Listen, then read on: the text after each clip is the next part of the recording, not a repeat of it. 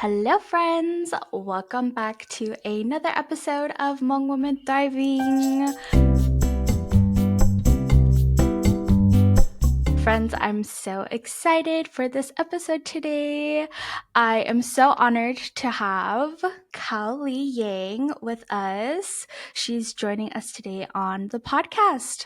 Kaolee is the founder of SmartGrowth CFO, where she helps nonprofit leaders, business owners, and executives achieve financial clarity, stability, and confidence. Her mission is to demystify financial concepts and provide tools that empower organizations to thrive. But beyond her professional work, Kaolee is also a creative soul, a writer, a mother who shares vulnerability about life's imperfect but beautiful journey.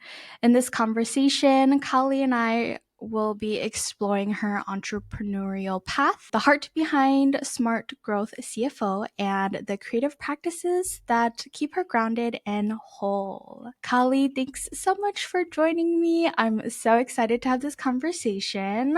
Kaolee and I also have some background together too. She and a couple other amazing Hmong women had collaborated and hosted a really fun writing retreat. I still talk about it to this day, and I still am so grateful that I was able to attend that retreat. It was probably one of the best things that I had did post-COVID. So anyways, enough about me blabbering and everything like that. Kaolee, thank you so much for joining me on Hmong Womxn Thriving today. I'd love to talk a little bit about your journey. And obviously, I'd love for the listeners to hear it in your own words. So who is Kaolee today? Yeah, well, thank you for having me. I'm really excited to be on and very honored. I've watched your journey, your podcasting journey, and I'm just really excited to continue to see you grow. And Oh, I think we thank just you. definitely need more Hmong women in the space talking about stuff, talking about all sorts of like topics that are going on in our community, but also just all the people that are in our community that are doing amazing Mhm. things. I think we need to just be in conversation. I think that's really important. So I'm Kaolee. I own Smart Growth CFO. Decided to go off my own last year, so in 2024, and then came on full time in 2025. Um, I've I would say like creatively, I've like taken a little bit more of a step back, but definitely still doing creative practices and really trying to continue to keep myself like just um, excited about everything that's going on in life. Yeah. I love that. Aside from, your business and everything like that, I've also followed your journey as well, kind of through your writing on Facebook. And I feel like you're such a strong thought leader on Facebook too. And it's so fun. I think it's always so fun to see your posts because you talk about a variety of different things. So I'm excited to dive into the podcast. First off, though, I'd love to know what inspired you to start Smart Growth CFO?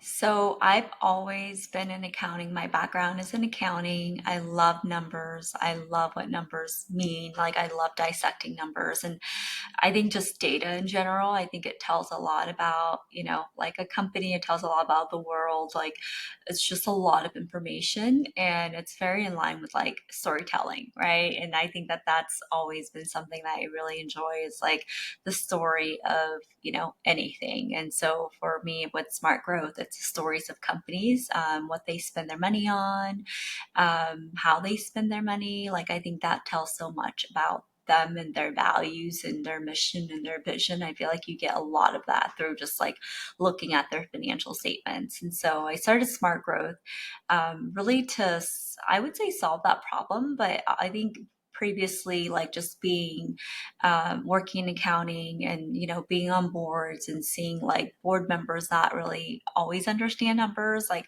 has made me really passionate about how do I continue to work with numbers and help people really understand it in a way that like they can relate to.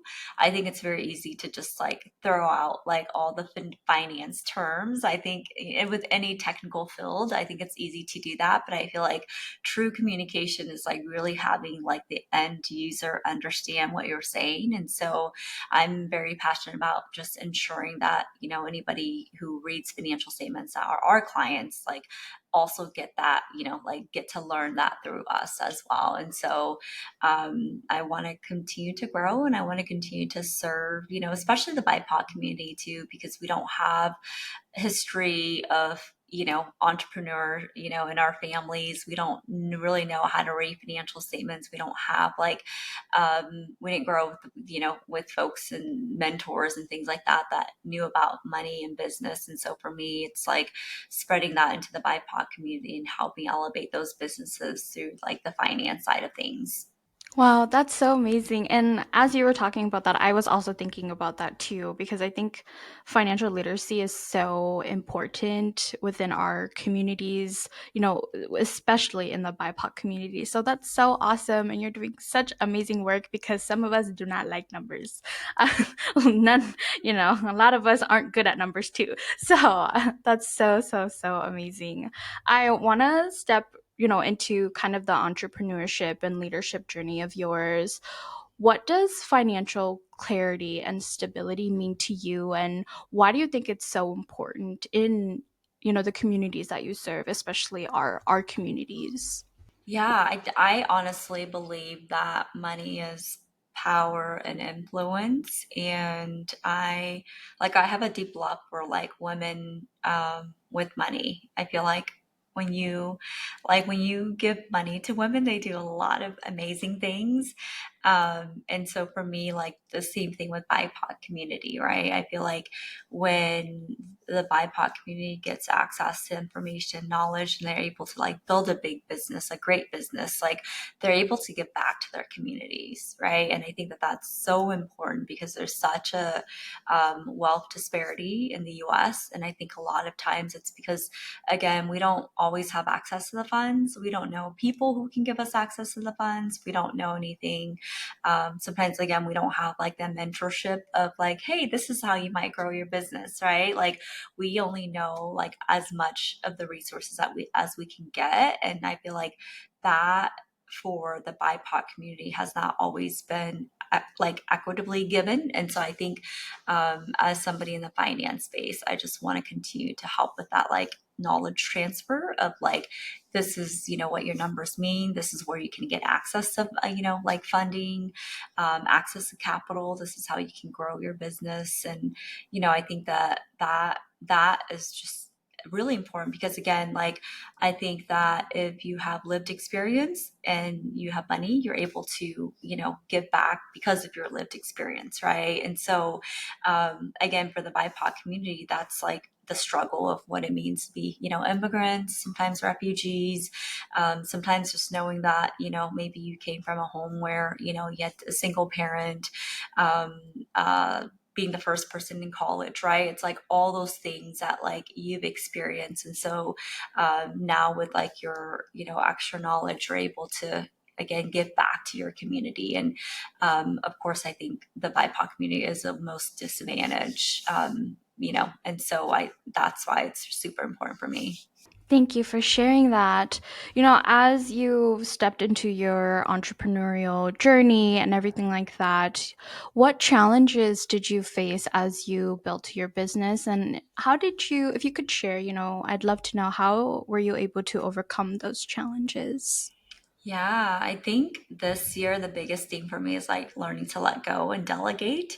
So I've grown my team to there is, let's see, I should know this. There's five additional folks on my team, and so it's been like learning to let go, and I think that that's so hard as like I feel like when I think about my mom and like both my moms, and I think how much, like just control they have over the household, right? And so that's kind of my like experience with just like when you're managing anything for them, it's like the household, right? There's so much control that is needed because we were kids and we are little, and so I feel like I've had to learn to let go and like trust people, right? And like be able to, because I can't do everything. And I'm recognizing that if I want to grow, I need to be able to delegate. I need to be able to have team members who can take on things that I just don't have time for. And so I would say the hardest thing has been just a lot of like work with the mindset. It's not even like the technical stuff. It's just like, letting go. And then also, the second thing would just be like, nobody really tells you what to do. You just have to like do it.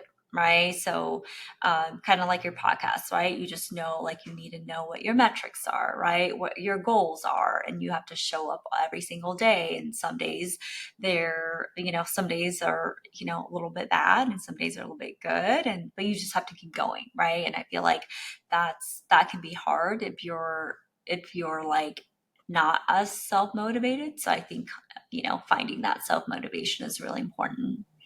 Yeah, I can totally relate to those two things. Just thinking about, like it's like our baby kind of, right? And then we're like exactly what you said, if we want to grow, we have to let go and we have to trust other people and all of those things. So, oh, that's amazing. But that's so exciting though. Congratulations on the growth. That's so Thank so you. cool and that's so good for you. That's just so exciting.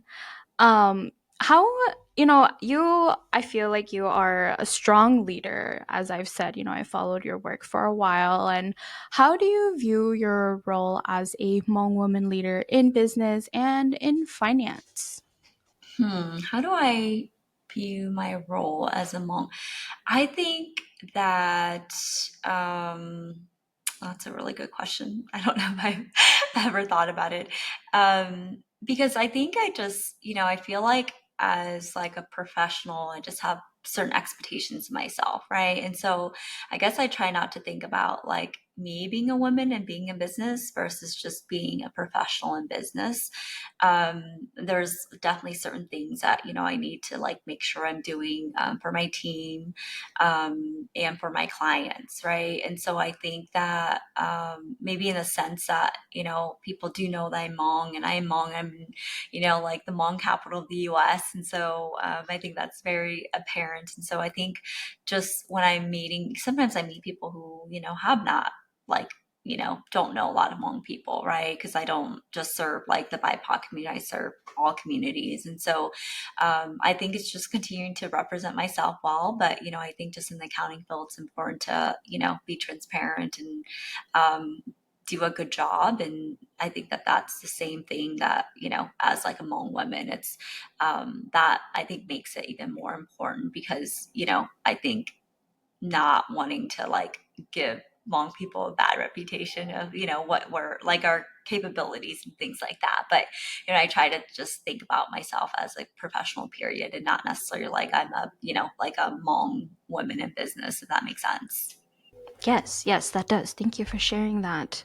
So we've talked a lot about, your business and your professional life, but I want to talk a little bit about more of the personal and creative side because you have these two sides to you, which is I think that's so amazing, and I don't sometimes I wonder how you do it all.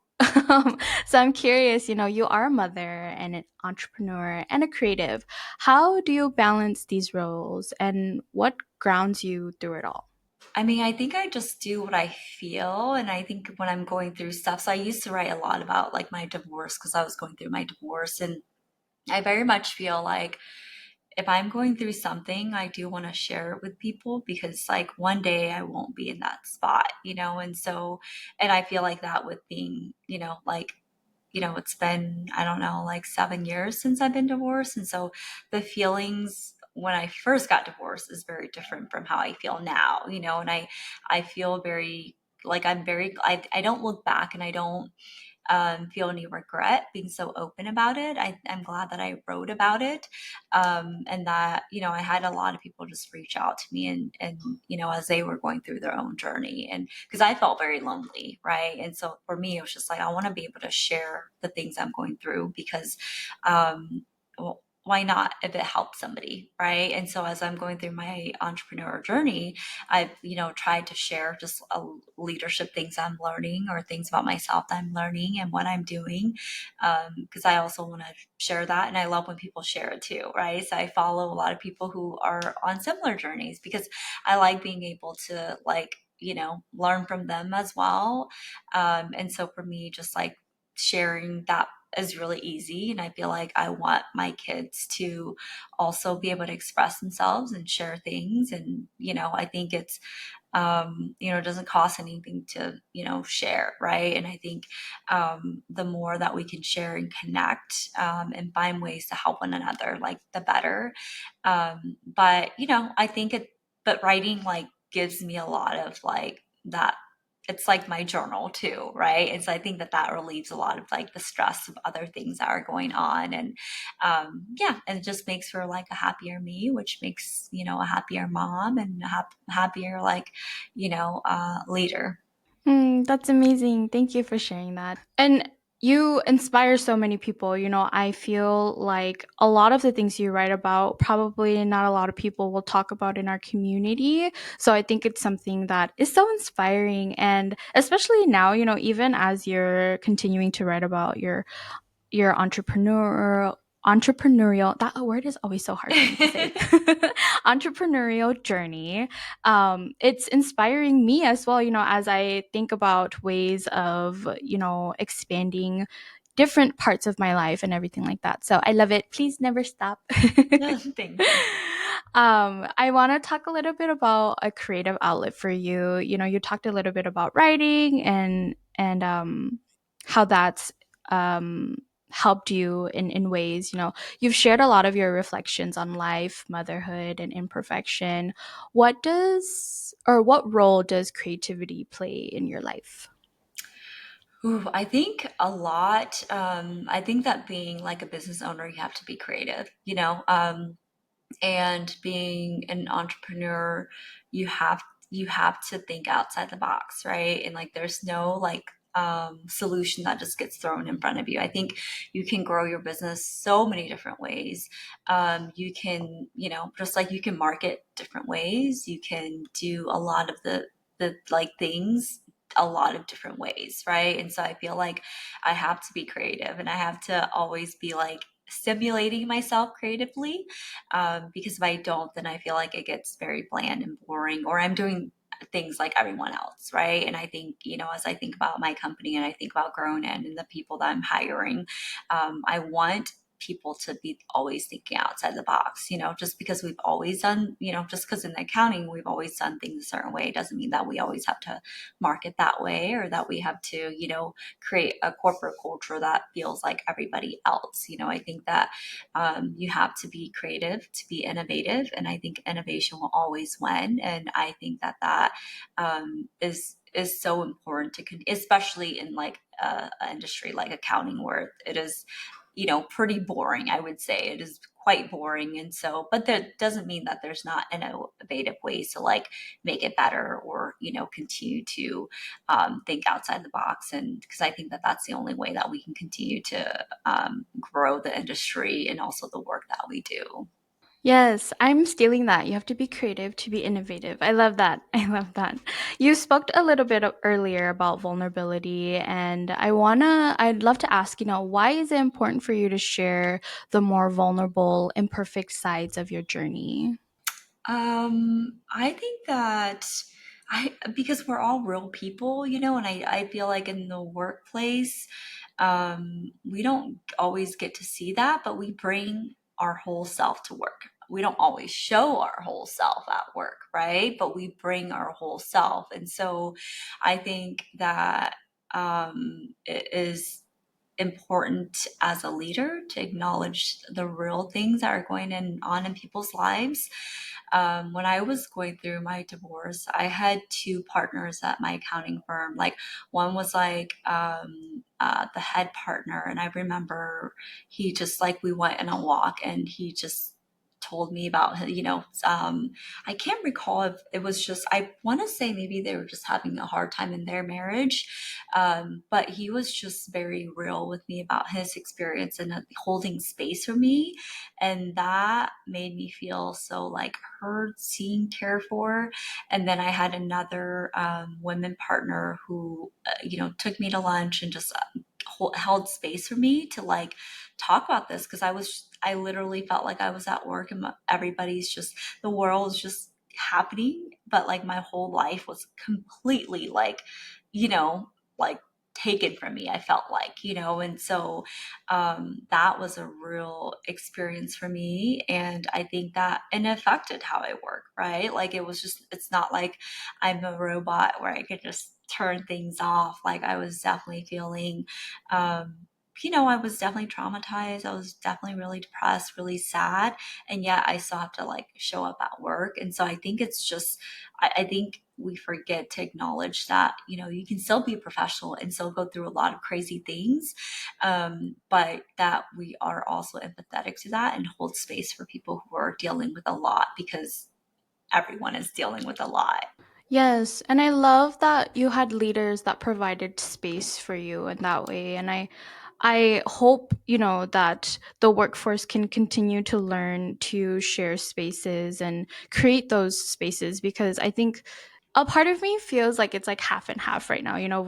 We're moving towards more of a modern world where we understand work-life balance. We understand that there's a lot of things going on in everyone's lives, but some folks can still be a little more traditional and being a little more like, leave that at work. The minute you step through those doors, like your life is back there, right? And things like that. So thank you for sharing that. And Kaolee, I want to step into this next segment of the podcast and talk a little bit about reflection and growth. And I know we've kind of had that conversation throughout here, but I'd love to know, what does thriving look like for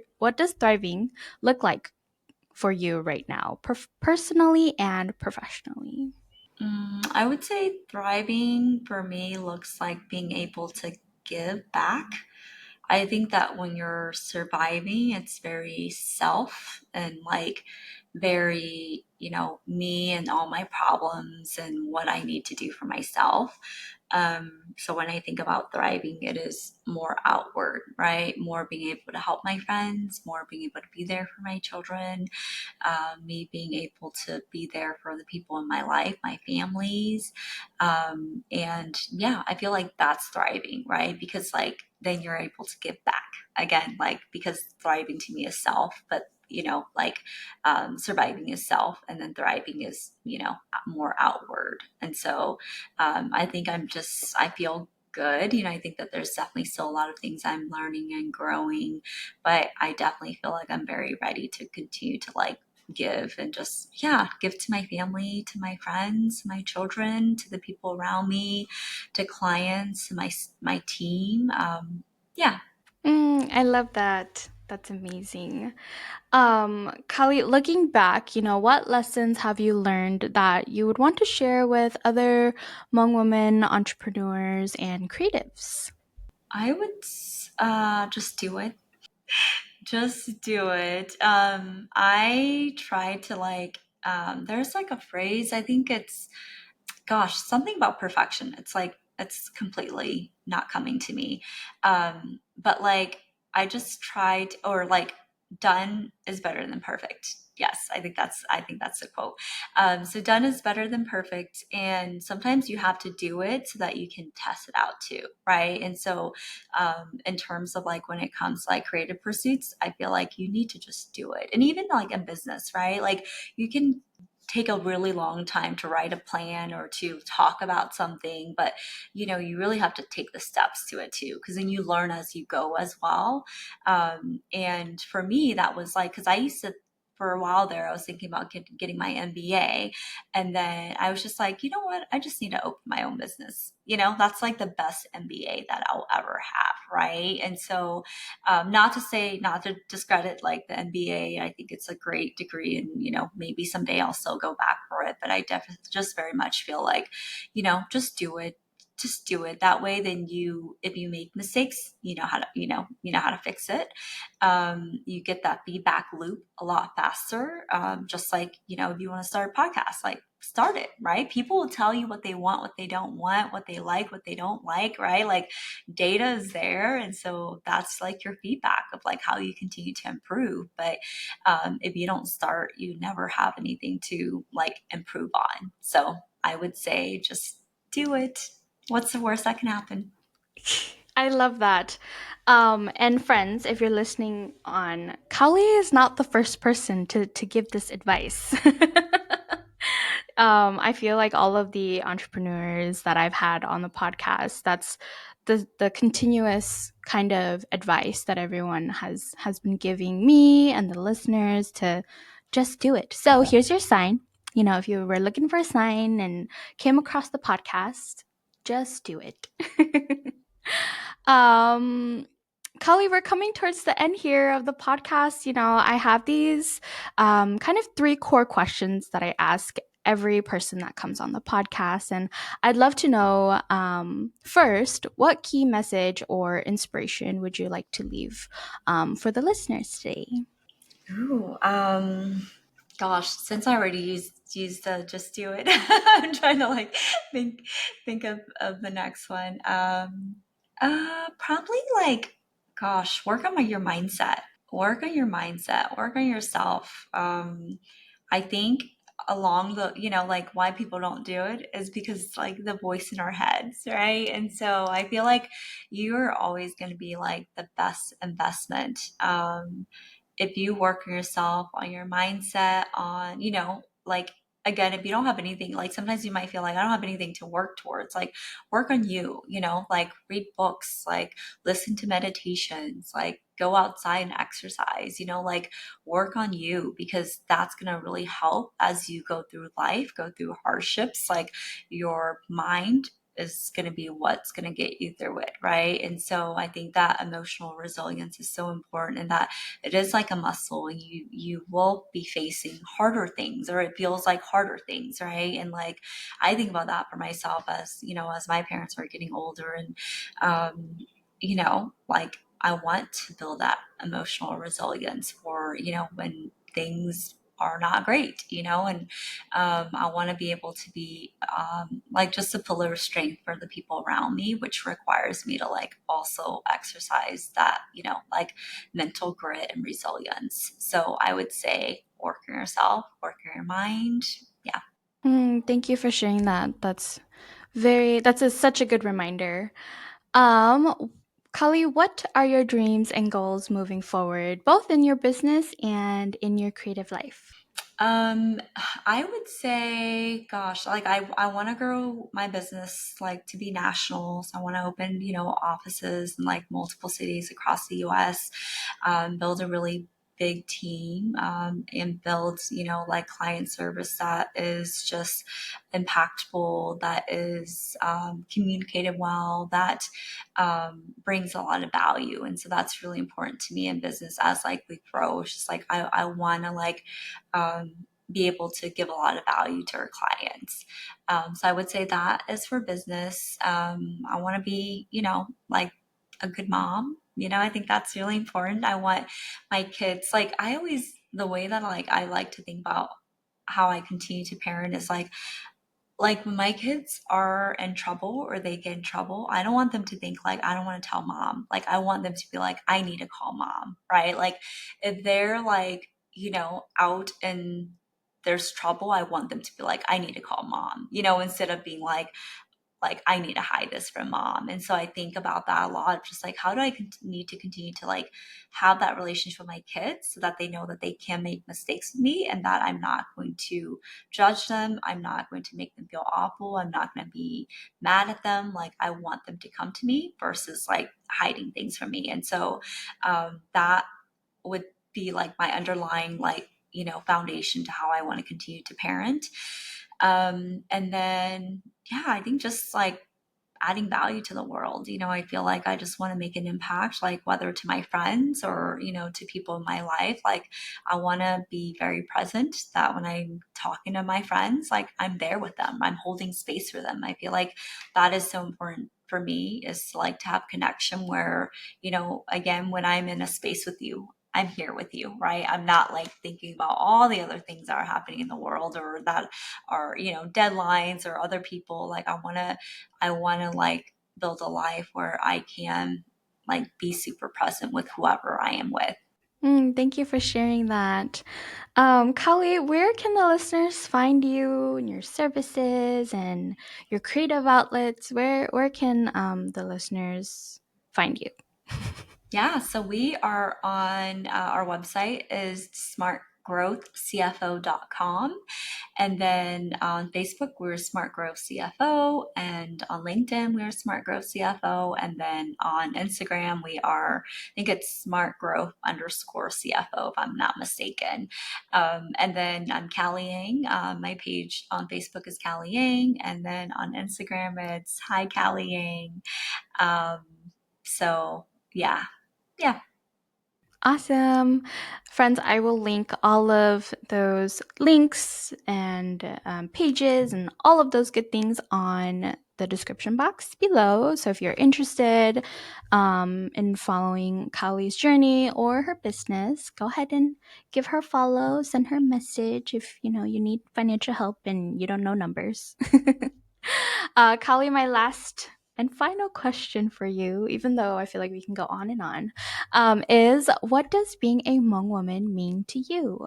Oof, being a Hmong woman, I would say, gosh, my answer would have been different like 5 years ago. But I think being a Hmong woman to me means being very comfortable with my skin. I think that we have like been through so much, but so have like Hmong men. And, like our parents, our grandparents, they've been through so much, right? And I feel like we've not been able to like always be ourselves. We've always been on the run, or, here in the US, being in a country that we're not natives to.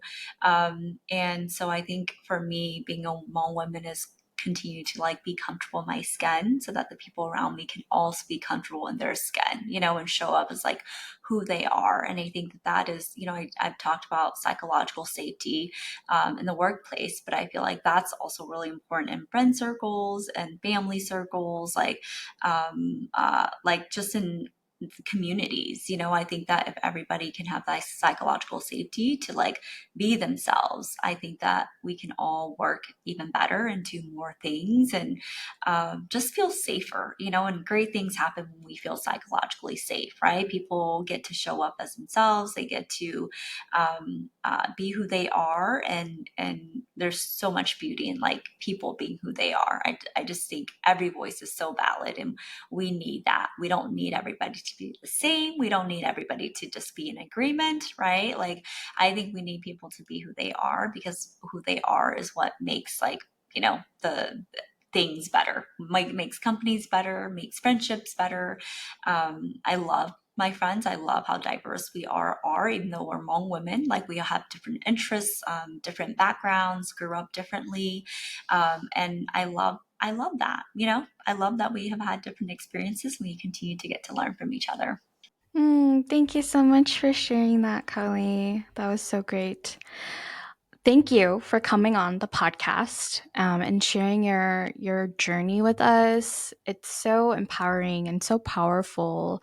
And fingers crossed to you and Smart Growth CFO, manifesting all of those things that you want. Thank you. And thank you for sharing so much about your creative, vulnerable side of life as well.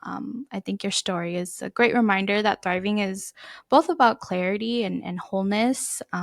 So yeah, thank you so much. One more last question for you. I'd love if you could share a quote that has personally inspired you. I know we've had multiple ones, the just do it and all of those good things. But one more quote from you would be amazing. Oh my goodness. I think I'm like trying to think about which quote. Um, Gosh, I think one that I use, which is probably like more of a surviving one, is like this too shall pass.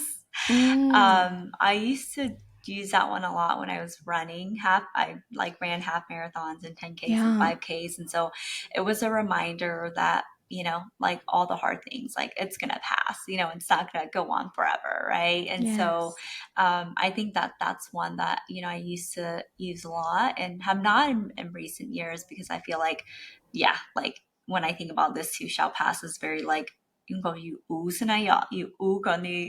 ends, right? And so I think it's something that, when we're going through hard seasons in our life, like it's good to remind ourselves that this is, like a bad year is not a bad life. A bad day is not a bad life. A bad month is not a bad life, right? Like what goes down has to come up, and we have to always remember that, seasons in our lives changes. And if you feel like you're at your lowest, like there's only one direction, that's up, and so I think just having hope of that is really important. Thank you so much for sharing. I know you said you're all out, but that was so, so good. Oh, that was so good. Thank you, Kaolee, for joining me on Hmong Women Thriving. You've shared so many good nuggets, and I'm super, super grateful. Of course. Thank you for having me, Ariel. Yes.